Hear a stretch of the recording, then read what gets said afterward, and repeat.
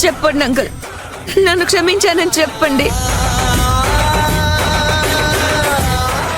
మీరు క్షమిస్తేనే నేను బ్రతకడంలో అర్థం ఉంటుంది. చెప్పండి అంకుల్, చెప్పండి. అమ్మా సంజన, ముందు పైకి లేమ్మా. మీరు క్షమించానని చెప్తేనే నేను మీ కాళ్ళు వదులుతాను అంకుల్. లేదంటే నా కన్నీళ్లతో పాటే నా ప్రాణాలు వదిలేస్తాను.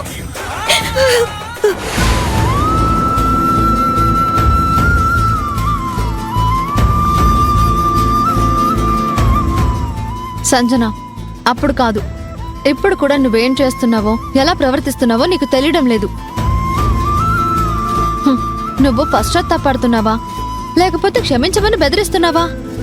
ముందు పైకి లేగు. ఏం చేయను పవి, ఎలా నా బాధని తెలియపరచాలో తెలియక అలా మాట్లాడుతున్నాను పవి. పవి, నువ్వు నా ఫ్రెండ్వి కదా, నా ఆవేదన నువ్వు మాత్రమే అర్థం చేసుకోగలవు. నన్ను క్షమించమని అంకల్కి నువ్వైనా చెప్పు. చెప్పు పవి, నన్ను క్షమించండి అంకల్. క్షమించాను సంజు, ముందు పైకిలే.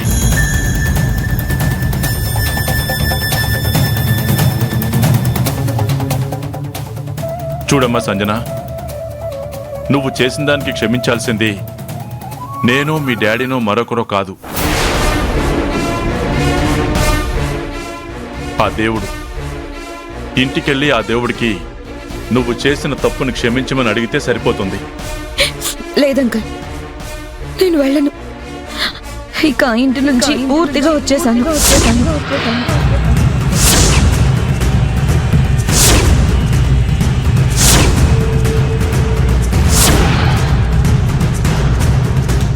ఇక మీరే నాకు దిక్కు అంకుల్.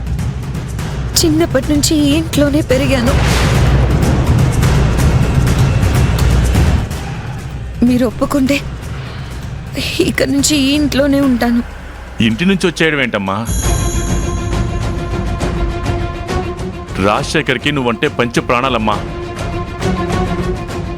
వాడేదో కోపంలో 2 మాటలు అనుంటాడు, అంత మాత్రాన వచ్చేస్తే వాడి మనసు ఎంత బాధపడుతుంది. ఇప్పటికే నువ్వు చేసిన పనికి పాపం వాడెంతో కుమిలిపోతూ ఉంటాడు. మళ్ళీ ఇల్లు వదిలేసి రావడం అంటే వాడెలా తట్టుకుంటాడమ్మా? వద్దు సంజన, వద్దు, ఇంటికి వెళ్ళు. మీరే అలా అంటే నేనేమైపోతాను అంకుల్?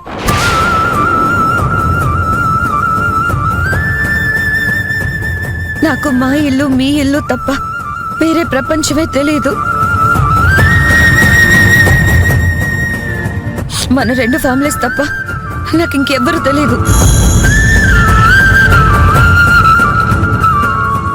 ప్లీజ్ అంకుల్, నా బాధ అర్థం చేసుకోండి.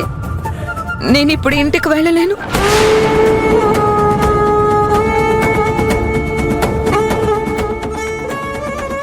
ఇక్కడే ఉండి అందరినీ ఇబ్బంది పెట్టాలని ప్లాన్ వేసినట్టుంది. ప్లాన్ని తిప్పికొట్టాలి. మాట్లాడరేంటి అంకుల్? సంజు, గతంలో నువ్వు మీ డాడీ మీద అలిగో కోపం వచ్చో ఇక్కడికి వచ్చావంటే అది వేరు. కానీ పరిస్థితులు ఏవైనా, కారణాలు ఏవైనా, చక్రవర్తి మావయ్య మీ డాడీల మధ్య స్నేహానికి కాస్త దూరం పెరిగింది. నువ్విప్పుడు ఈ టైంలో ఇంటికి వెళ్ళకపోతే వాళ్ళ మధ్య దూరం ఇంకా పెరిగే అవకాశం ఉంది. దయచేసి అర్థం చేసుకుని మీ ఇంటికి వెళ్ళు. పవిత్ర చెప్పేది నిజమే సంజన. పెద్దవాడిగా చెప్తున్నాను, మీ డాడీని బాధ పెట్టకు, మా మధ్యన ఇంకా దూరం పెంచకు. నువ్వు ఈ రూట్లో వచ్చావా పవి? ఇప్పుడు చూడు, మామూలుగా ఉండదు నా యాక్టింగ్.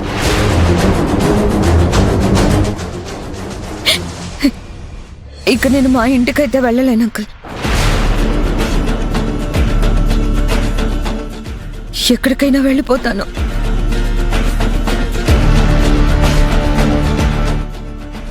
నా బాధలేవో నేను పడతాను.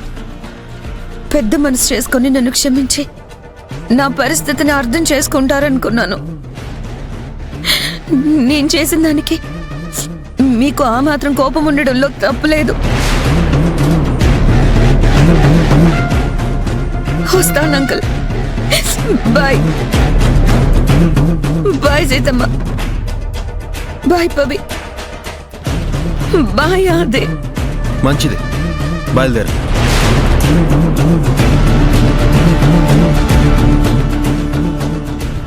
ఇంకెప్పటికీ నేను మీకు కలవలేకపోవచ్చు. అందరికీ పేరు పేరున మరొక్కసారి క్షమాపణ కోరుతున్నాను.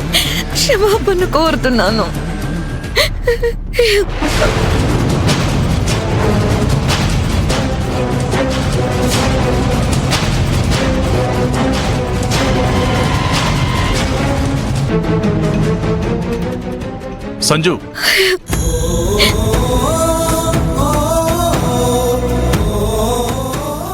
ఆగమ్మా.